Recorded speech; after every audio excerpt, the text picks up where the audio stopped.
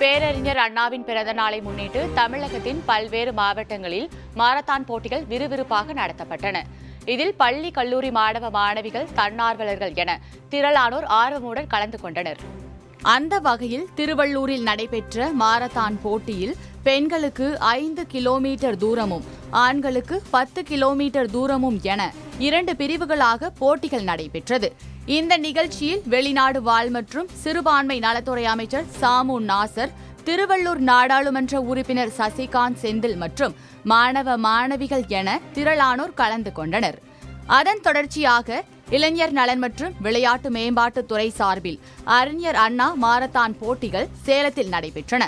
இதில் 17 வயது முதல் 25 வயதுக்கு உட்பட்டோர், 25 வயதுக்கு மேற்பட்டோர் என ஆண், பெண் இருபாலருக்கும் தனித்தனியாக நடந்த மாரத்தான் போட்டியினை மாவட்ட ஆட்சியர் பிருந்தாதேவி மற்றும் நாடாளுமன்ற உறுப்பினர் DM செல்வ கணபதி ஆகியோர் கொடியசைத்து தொடங்கி வைத்தனர்.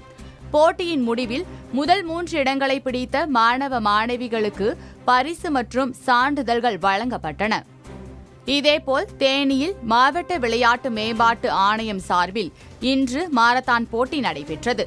அண்ணாவின் பிறந்த நாளை முன்னிட்டு நடைபெற்ற இந்த மாரத்தான் போட்டியில் பள்ளி, கல்லூரி மாணவ மாணவிகள், தன்னார்வலர்கள் என 100க்கும் மேற்பட்டோர் கலந்து கொண்டனர். அரண்மனை புதூரில் தொடங்கி கொடிவிலார்பட்டி, கோட்டைப்பட்டி வழியாக மீண்டும் அரண்மனை புதூர் ஊராட்சி மன்ற அலுவலக முன்பாக நிறைவடைந்த போட்டியில் முதல் 3 இடங்களை பிடித்தவர்களுக்கு பரிசு தொகை வழங்கப்பட்டது. கடலூர் சாவடி பகுதியில் உள்ள தனியார் மெட்ரிகுலேஷன் பள்ளியில் தொடங்கிய மாரத்தான் போட்டியினை மாவட்ட ஆட்சித்தலைவர் சிபி ஆதித்யா செந்தில்குமார் கொடியசைத்து தொடங்கி வைத்தார்.